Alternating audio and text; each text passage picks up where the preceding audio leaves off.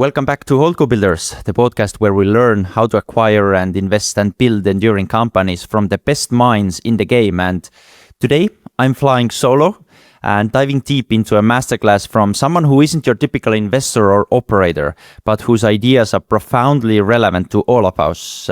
His name is Michael Ovitz, and he's the co-founder of CAA, the most dominant talent agency in Hollywood history, and the man who's quietly played behind-the-scenes roles in helping shape Palantir, BlackStone, Andreessen and Horowitz, MoMA, and many more. And he's not a typical a fund manager, but he's like capital allocator. He's not a startup founder, but he builds institutions. And definitely he's not the private equity investor, but he sees around corners and bets early on people who change industries. So you listening, you might ask yourself, okay, why should I take this half an hour or an hour to listen to this episode? Well, it's someone who's building a holding company or acquiring companies or managing capital, because everything we do is we have to bet on people. Whether you're playing a CEO in a new acquisition, or you're recruiting a partner, or backing an operator in a vertical SaaS platform or in a very traditional niche business, the outcome depends on who you trust with the keys, pretty much. And the difference between a mediocre investment and the 10x outcome usually comes down to one thing, the quality of the person running the show. And Ovitz has built his entire life and obviously the fortune on identifying and empowering tens, not sixes, not sevens, but tens, those we can call outliers. He spotted talent before anyone else saw it. Take Spielberg, take Scorsese, take Alex Karp, take Mark Andreessen, take Glenn Lowry. And what he did, he built systems to evaluate people quickly, and more importantly, to help them scale into institution builders. And this is why I wanted to really do this research is obviously, there are people who look for great businesses. We're always talking about the multiples, the industries, the tailwinds, but not too often we talk about those special people who run those businesses or who we would like to hire to run those businesses. So, but Michael Ovitz, he's pretty much built a system on how to do it repeatably and had this repeatable process. And that is the reason for me doing this episode. And today I'm going to unpack that system, and we're going to talk about how to spot an outlier before the world knows their name, what separates a great operator from a generational leader, how to recruit people with founder-level energy, and how to design boards, organizations, and institutions that compound over time. And we can say that this is elite thinking from someone who's advised the likes of, again, BlackStone, Palantir, MoMA, and Sony. And today, when it comes to building a long-term investment platform, something that really lasts let's say 10, 20, 50 years, you need to internalize how to find and empower world-class people, because at the end, it's, again, not the capital, not the time, but it's your people. So what is the Michael Ovitz playbook? First example, Glenn Lowry at MoMA. Ovitz was on the board of MoMA and the part of the recruiting committee when they needed a new director. They were competing in a crowded landscape to keep momentum. They didn't just need a museum manager, they needed someone with a founder's mentality. And the shortlist was full of pedigree candidates, directors from major museums, experts in contemporary art, and so-called, we can call them the safe picks. This is what Michael Ovitz says. But what he looked for was a person like Glenn Lowry. Glenn had a PhD in Islamic art, no background in modern or contemporary art, and he didn't really check the boxes. But what he did have was deep intellectual rigor, natural leadership presence, a disarming ability to handle people, and the most importantly, a burning desire to learn.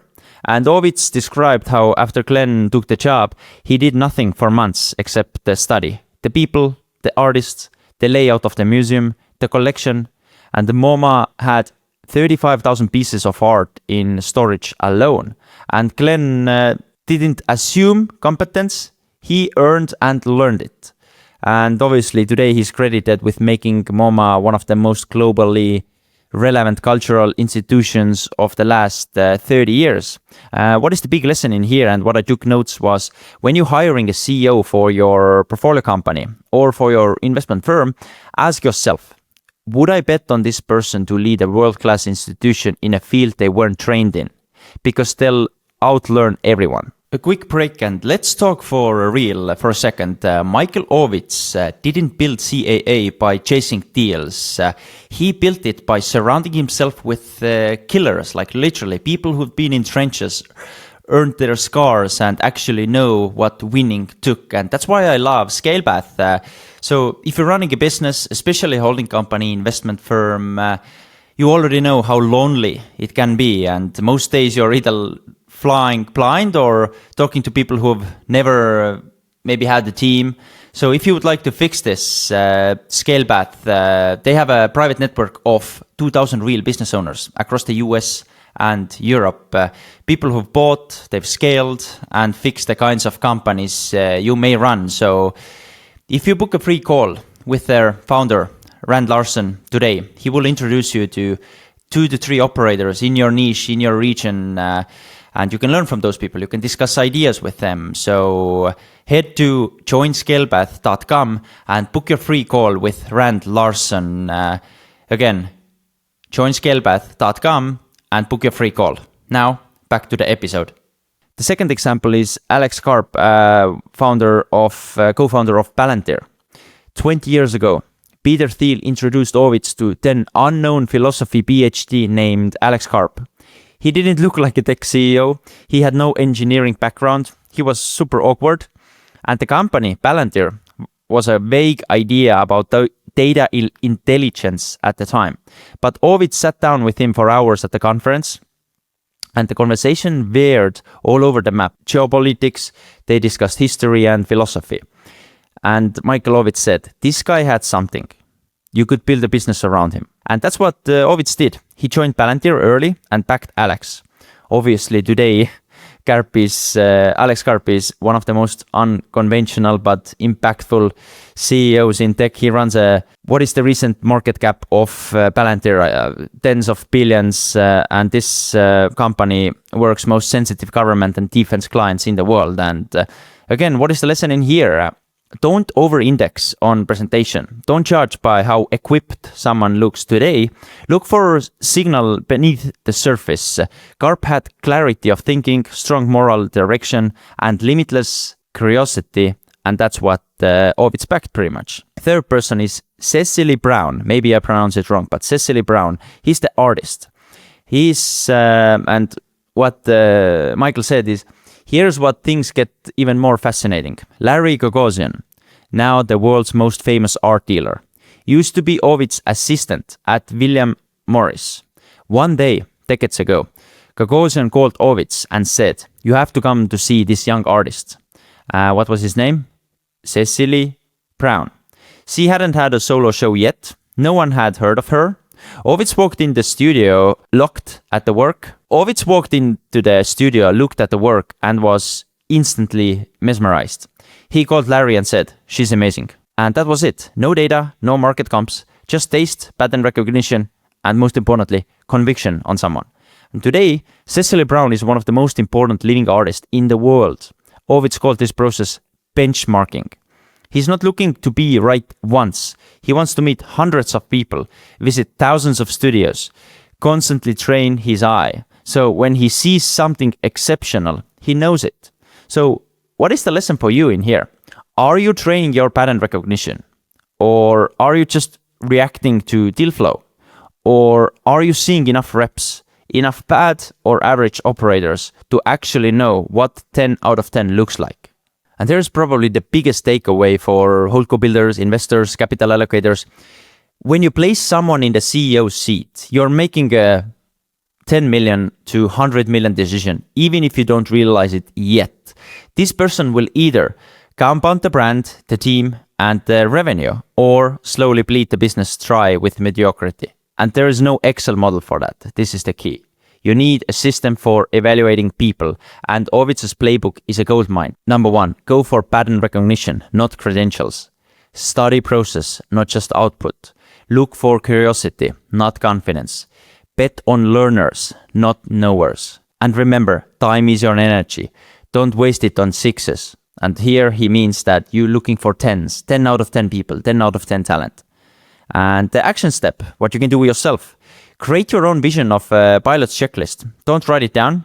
Build it from repetition. Meet more people. Evaluate not just what they've done, but how they think. And when you find someone who makes time disappear in conversation, like Ovitz did with Mark Andreessen or Alex Karp, don't let them go. Number 2, and this is momentum. And Michael Ovitz has said that institutional momentum is so much more important than individual brilliance. If you want to build something enduring, again, a firm, a platform, company that lasts, then momentum is not optional. It's like an oxygen. And Michael Ovitz said, like, he's so obsessed with this, and this is the secret for him. He calls momentum the most unappreciated variable in business building. It's not taught in business school. It's not on most due diligence checklists, but in his view, and I have to agree with him, it's the difference between companies that compound and companies that goes into irrelevance. Here's what he said.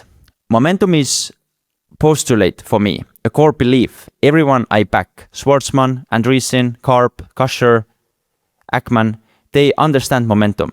They build systems that never stop moving forward. They never accept stasis. They never sit still. And let me give you 2 examples from this Ovitz playbook that every HoldCo builder needs to hear. Number 1 case study is Gulfstream, turning a failing aviation company into sales-driven juggernaut. Gulfstream was almost like going under. It's a very legendary brand in aviation, but there was mismanaged, out-competed, and the brink of collapse. Ted Forstmann, the founder of Forstmann Little, called Ovitz and said, I need help turning this around. Most private equity guys would have recruited a turnaround expert, brought in Bain, installed a new CFO. You know the playbook yourself, I guess. But Ovitz had a different idea. He told Forstmann, your product is excellent. The jets are world-class. The problem isn't operational. It's sales. So what did they do? They built the most outrageous board of directors in private equity history. Not to advise, but to sell planes. Let me list you the board. There's Colin Powell, who was the former US Secretary of State, military icon. Henry Kissinger, legendary diplomat and geopolitical strategist. And there are so many more people, like, for example, Dale Fry was a former CFO of GE under Jack Welch. Then there is obviously Michael Ovitz himself, super agent turned operator. And there are like 7-8 people, and each board member was assigned a territory or sector and expected to sell jets. You heard that right. The goal was to sell jets. They didn't sit on governance calls. They didn't just review decks. They cold called clients, leveraged relationships, reported monthly sales. Ovitz described the meeting like this. Colin Powell would stand up and say, I sold 3 G5s to the US military. Henry would say, I sold 5 to a royal family. I'd say, I sold 2 to Hollywood actors. We'd go around the table, and the board dinner turned sales war room. The board had 100% attendance every meeting. They weren't there to show up. They were there to win. And what happened? Gulfstream went from bankruptcy to record sales and was eventually sold to General Dynamics. Why did it work? Because Ovitz and Forstmann reimagined the role of the board. They didn't want decorated operators with impressive resumes. They wanted momentum creators, relationship capital, velocity. They turned the governance body into sales engine. So big lesson for HoldCo builders. Most boards today are dead weight, meeting once a quarter, passive observers, some investors, some friends, and there is literally no urgency. And here it says that that's not a board, that's a LinkedIn group. So ask yourself, is your board creating momentum? Do your directors have a job? Are they closing deals, opening doors, or recruiting talent? If not, you're leaving leverage on the table.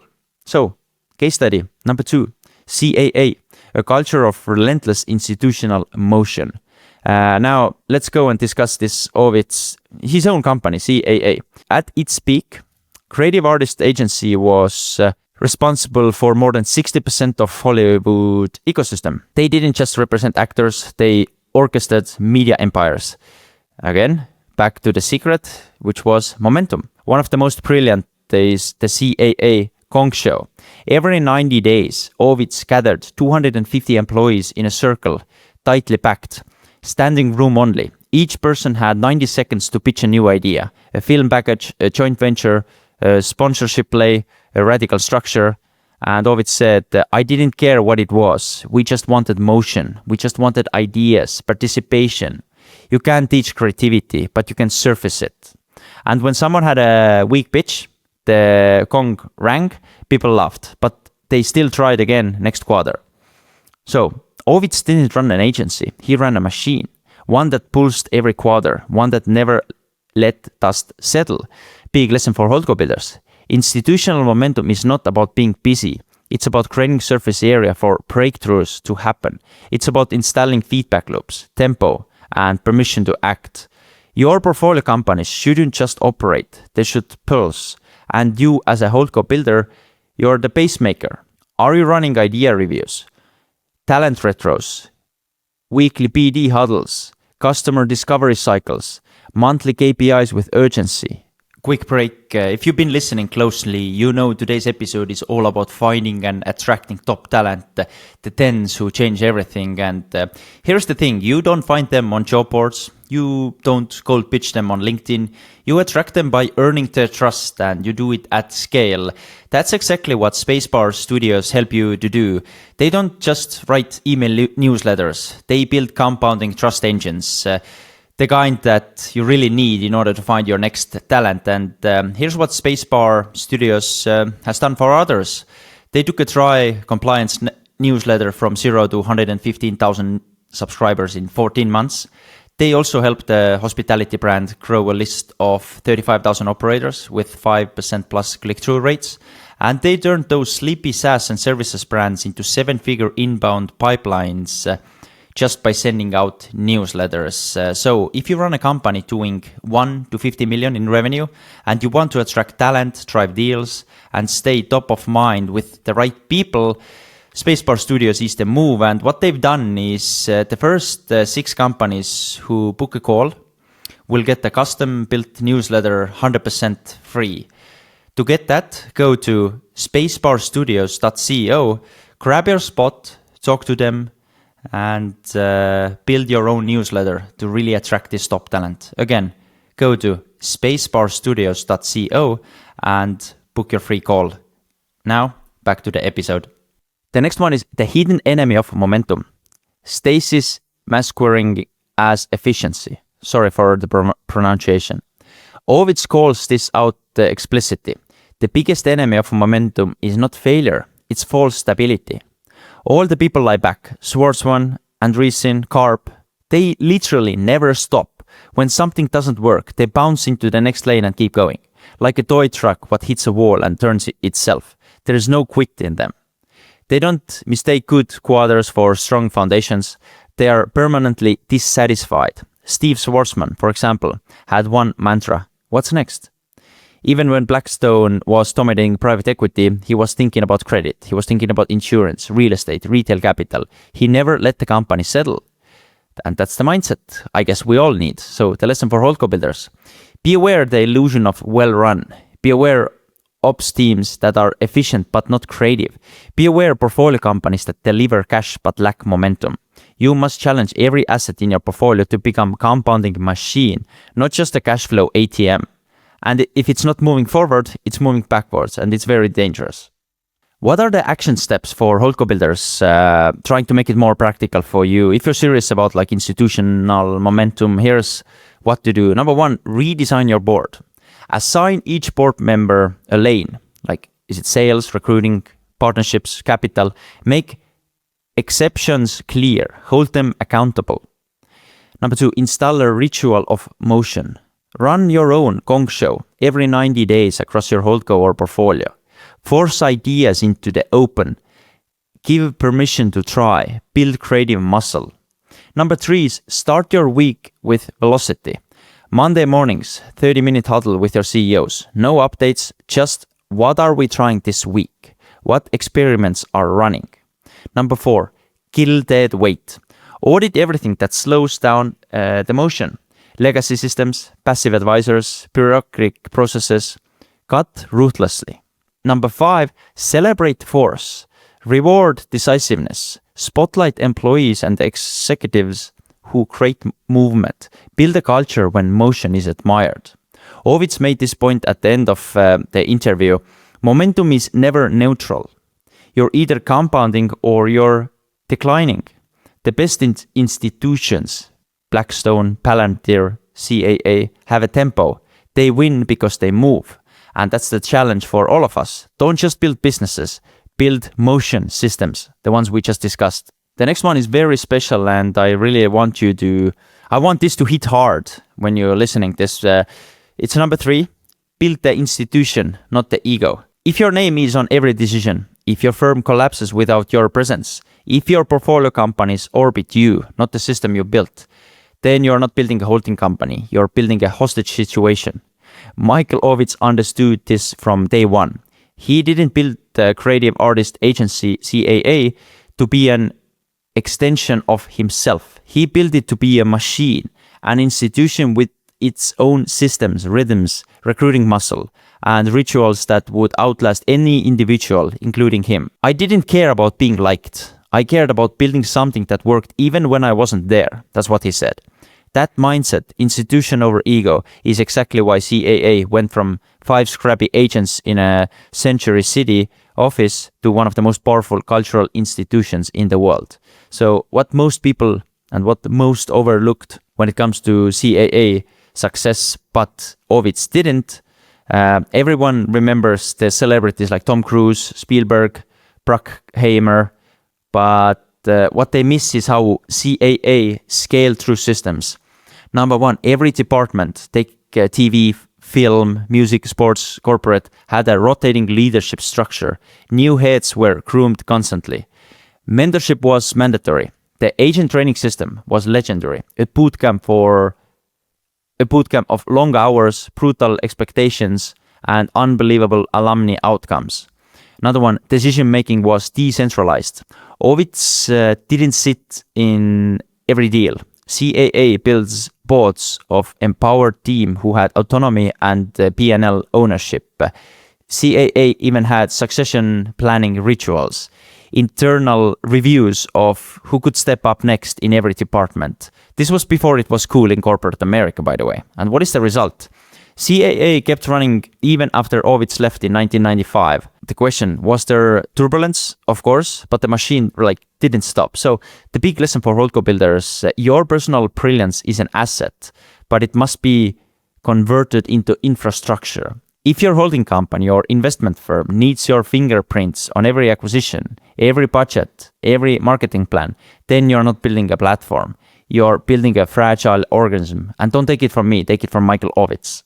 Now, what are some of the real-world examples for you and what it looks like in wild? When we take few examples like BlackStone or A16Z, these are 2 elite firms Michael Ovitz mentioned admiring, and he's been backing the founders. So BlackStone, Steve Schwarzman, is a force. We know that. But the reason BlackStone has grown into a $1 trillion plus institution isn't because of his genius. It's because he backed his thinking into the firm's DNA. Let's go more into details. They codified the BlackStone playbook, a repeatable model for evaluating deals, value creation plans, talent pipelines, and LP communications. They scale training academies that rival the top investment banks. They invest aggressively in internal software, tracking everything from deal pipeline to team performance. And they built multi-generational succession. Think John Gray, Joe Barata, Kathleen McCarthy, elite talents running 100 billion plus strategies without Schwarzman in room. It's not a founder-led firm, it's a founder-designed institution. And Ovitz said, Steve always wanted BlackStone to feel like it's 100 years old, even when it was 10. The next one is Andreessen Horowitz. It's pretty much the same story. When Mark Andreessen and Ben Horowitz launched 2016 A16Z in 2009, everyone laughed. A bloggy VC firm with a PR budget. but they didn't want to be Sequoia 2.0. They wanted to build a Goldman Sachs of venture capital. So what did they do? They built a 100+ person operating team to help founders when it comes to marketing, sales, recruiting, PR, engineering. They also created a full stack media machine with in-house editorial, podcast, events, newsletter. What they also did, they open sourced their beliefs. The software is eating the world memo, the A16C canon of blog posts, podcast series, and research. What they also did was they trained generational GPs like Chris Dixon, who's in crypto, take Angela Strange, fintech, Martin Casado, enterprise, and Alex Chen, consumer. And the firm almost compounds people. And what is the result of this?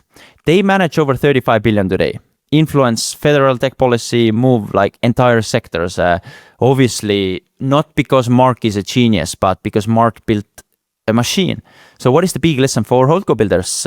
You're not charged by the cash flow or your current holdings. You are charged by how you build resilience and repeatability into your firm. So what's next? How Ovitz embedded institutional DNA into CAA. Ovitz gives an example that every HoldCo builder maybe should steal and can steal. He made sure that every new agent, even those working in the mailroom, were put through a 360-degree tour of how the business operated. They learned to do deals. They sat in a client meetings. They got scripts, decks, contacts. They rotated across departments. They were mentored aggressively. Again, what is the result? CAA alumni became heads of Disney, Universal, ICM, and major studios. Even the ones who left became leaders. And Ovitz said, my goal wasn't to build the biggest agency. It was to build the best training ground in the business. That's how you scale. And the most remarkable part, every CAA leader after Ovitz, take Ron Mayer, Richard Lovett, Kevin Huvan, came from within. No outsiders, no need, because Ovitz designed succession into the institution. The next topic is ego is the enemy of multiplies. Let's zoom in on you. You might be running maybe 2 to 5, 2 to 10 person HoldCo. You've done maybe 1, maybe 2, maybe 3 acquisitions, but you can also be still in the early innings, and all this is fine. We are all in different positions, but the questions you should be asking yourself, are you the bottleneck? Does everything still run through your inbox? Is the firm a system or a you show? That's not just scalability problem, that's a multiple problem. Buyers, LPs, and strategic partners want doctrine. What does your firm believe? What's the filter? They want systems. How do you source, evaluate, and operate companies? They want a team. Who else can execute? And they want continuity. Will it survive if you leave for a year? If the answer to any of those is, I'm still figuring it out, that's also fine. But Michael Ovitz would say, and he's probably saying, but start building now. So I want to make this as practical as possible. So I wrote down 5 things what probably Michael Ovitz would do. Number 1, he would actually write the doctrine. Even if you are solo, codify. What do you invest in? Why? What matters? What doesn't matter? Number 2 is systemize deal flow. Don't rely on gut feel or broken relationships. Create an internal CRM, review guidance and sourcing playbook. And train like CAA. Turn your firm into mini academy, like interns, analysts, operators. Teach them. Rotate them. Build leadership from within. Number 4 is create cultural rituals, weekly huddles, post-mortem write-ups, quarterly what did we learn texts. These keep the firm alive, not just reactive. And number 5 is design succession plan. And design succession today. Even if you're solo, imagine who would replace you. Start grooming that person, or at least document the playbook. And what would be the final thought from Ovitz? You don't get remembered for what you ran. You get remembered for what you built that others kept running. So don't build your name, build the machine. The next one is super interesting, yet I don't know how to believe it or not, but I will share it anyway. So the goal is be brutally honest, but relationship driven. What CAA handshake culture can teach every HoldCo builder, investor, and operator about trust, loyalty, and long-term value creation. Michael Ovitz made a statement in this interview, which I listened few of them, that every serious investor, HoldCo investor, HoldCo operator, and fund manager. So what Michael Ovitz did in 25 years at CAA, we never used contracts. Not for clients, not for employees. Everything was done on a handshake. So this seems like a bit crazy. Again, no paper, no formal term sheets, no clawbacks, no equity vesting schedules, no golden handcuffs. Just trust is what they say. Built through performance, sustained by brutal honesty, and scaled by relationship depth and cultural consistency. So the reality behind the statement and Ovitz wasn't exaggerating for effect.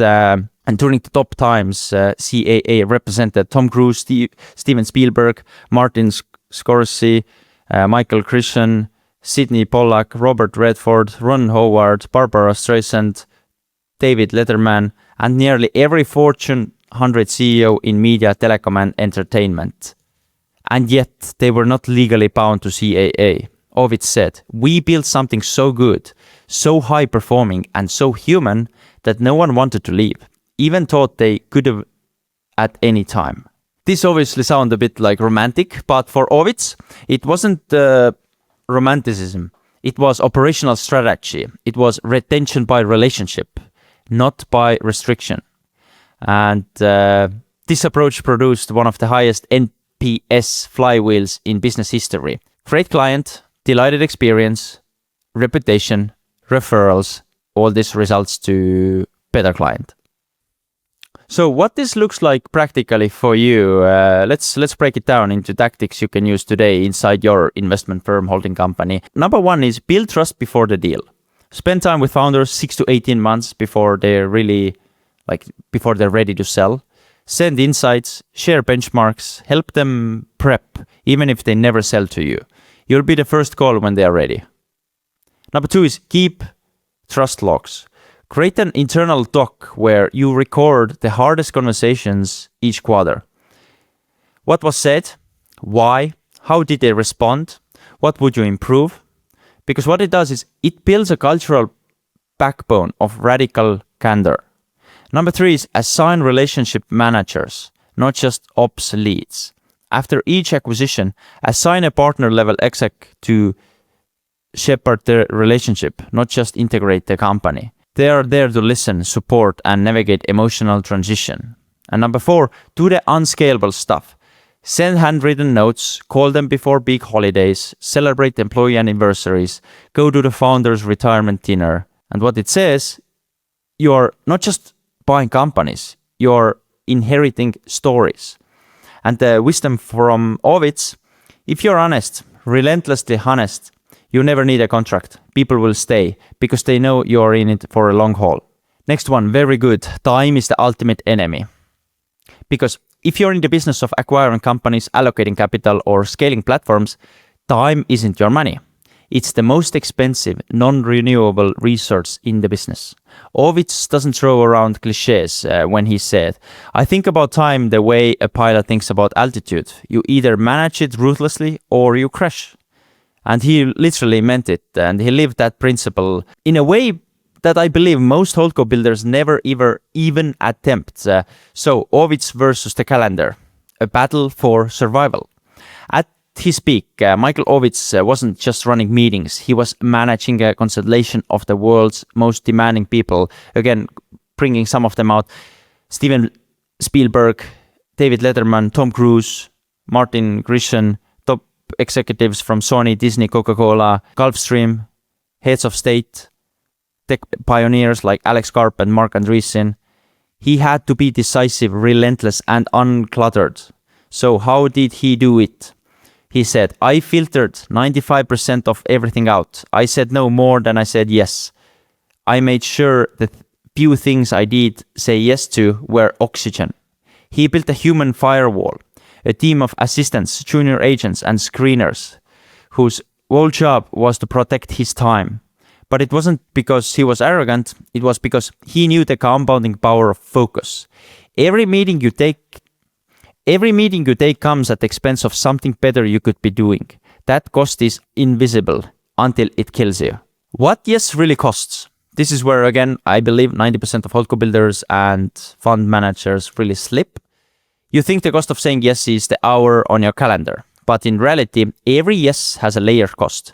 Prep time, context switching, debrief time, follow-up sequences, and worst of all, closing the door on what you could have been doing instead. Take hiring, thinking, recruiting, selling. Ovitz said this better than anyone. You can always make more money. You can never make more time. What he did spend time on? He had a simple rule. Spend time where compounding is greatest. Here's where he did invest his calendar. He did 3-hour deep dives with outliers like Alex Karp. He did that obviously before Palantir existed. Multiple lunches with Andreessen and Ben Horowitz to understand their philosophical operating rhythm. Unstructured whiteboard time with top clients. Not to extract value, but to map vision. And very important, thinking time. Yes, on the calendar. Blocked to go on walks, listen to classical music, sketch ideas. What he did with the time, he architected it like an elite investor builds a capital allocation model. The most important investments I made were never money. They were time with the right people. Okay, let's get practical again, how to build time discipline into your investment firm, holding company. Number one, your calendar is your strategy. Don't just plan your work. Make your calendar reflect your values. Color code it, audit it, ask weekly. What's draining me? What's moving the needle? What am I avoiding that's actually vital? Number two, use Ovitz blocks. Block 2 to 3 hours per day for deep thinking. Use this time to think about capital allocation, write memos to LPs or teams, outline strategy, recruit talent, analyze deals. Do nothing but think. These blocks are where breakthroughs live. Number 3, institutionalize a no culture. At CAA, saying no waste rule. It was a form of excellence. Teach your team to push back. Teach founders in your portfolio to cancel. Create a culture where space is seen as a strategic moat. Number 4, score every meeting by signal density. Ovitz did this intuitively. Ask yourself, did this meeting produce a decision or a new idea or a deeper relationship? Would I take this same meeting again at the cost of missing something great? If not, it never belonged on the calendar. So what is the final word from this part is Ovitz operated in a world where he had more inbound requests than anyone in Hollywood, or even in finance, we can say. And still, he owned his time like it was a bank account that could hit zero. He built empires, he changed careers, made billions in enterprise value, all while being out of most rooms. He said, everyone wants a piece of a time. If you don't decide where it goes, someone else will. For HoldCo builders, this is the ultimate test. It's not, can you raise money? Can you source deals? Can you find good operators? It's, can you say no? Can you filter the world so precisely that the next few yeses you do say change your life? Because capital is infinite, deals are infinite, but your time is not. And if you treat it like Ovitz did, it might become your highest performing asset. The next one, failure is a badge of honor, but only if you keep going. Why the right kind of failure is a feature, not a bug, and how Ovitz, elite entrepreneurs and long-term investors actually underwrite resilience. In one of the most striking moments of the interview, Michael Ovitz recalls telling a room full of European businessmen, in America, failure means you're still in the game. In Europe, it means you're done. It wasn't, let's say it got me thinking as well, but I've never been this European guy who wants to give up. But yes, this really got me thinking because Ovitz didn't just witness failure up close. He lived it, he navigated it, and he bet on people who had walked through it. And that mindset, that failure can signal strength, not weakness. And this is something I believe every investor, HoldCo builder, HoldCo investor, and private equity investor should take to heart. So Ovitz's own fall and why it didn't kill him. Let's be clear, Michael Ovitz was one of the most powerful men in Hollywood. He built CAA into a juggernaut, reshaping how movies were backed, how studios worked, how talent negotiated. But in 1995, he made a decision that would haunt him. He left CAA to become president of Disney, and it didn't go well. He dashed with Michael Eisner almost immediately. The media turned on him. He was ousted in just over a year in what became one of the most infamous executive firing in entertainment history. His public image was shattered. He was labeled as toxic, power-hungry, unmanageable, and yes, let's be honest, in that moment, most people would give up and retreat. Obviously, Michael Ovitz didn't. He spent the next decade quietly backing some of the most important founders in tech and media. What he did, as I've said, advised Mark Andreessen and Ben Horowitz in the early Loud Cloud days, supported Alex Karp before Palantir became Palantir. He helped structure and influence media investments through the Ovitz family office. He mentored CEOs across entertainment, gaming, and software. And he said, failure wasn't the end. It was a recalibration. The game never ends unless you quit. So I would like to add a few questions here, which is I've never thought about this, and these are again the action steps, and you should maybe redesign your due diligence questions when doing this. You should maybe stop asking only about revenue drivers and GTM plans, but you should maybe also start asking tell me about the time your company almost died. What's the worst mistake you've made as a leader? And who told you something hard about yourself? And what did you do with it? Because the quality of these answers will tell you far more than just a big pitch deck and future plans of the company. And here we are. So that's the Ovitz playbook. But in my opinion, and if we are clear, it's not about Hollywood. It's about how to win when you're playing the long game with people. Because Michael Ovitz's real legacy isn't CAA or Disney or even the tech titans he backed. His legacy is the operating manual he left behind for spotting greatness, building around it, and protecting it over time. And I believe if you are building an investment firm, holding company, or just investing in private companies or assembling elite teams, these are the principles that compound more than any spreadsheet can ever do. And if you this is the reason why I do these evergreen episodes. These are reminders for myself. I can just plug in and learn, and you can do it from people like Michael Ovitz. So the real takeaway, you may never run a talent agency, you may never advise Sony Pictures or coach billionaires, but you're still in the same business if you understand this on a core level. You're betting on people, you're building institutions, you're allocating scarce capital and even scarcer attention, and trying to play the game so well that the rules begin to bend around you. So take the Ovitz playbook and make it your own. Number one, find 10 out of 10 talent, build around them, design with intention, scale repetition, buy back your time, and above all, play the longest possible game with the most talented people you can find. Again, if this episode make you think, even once, forward it to someone you are building with. Could be a partner, could be an operator, a seller, 10 you haven't bet on yet, and then go build something worthy of all of them. Thanks a lot for listening. First time in here, make sure you follow, make sure you subscribe. My name is Mick, and this is HoldCo Builders. Keep building. See you next time.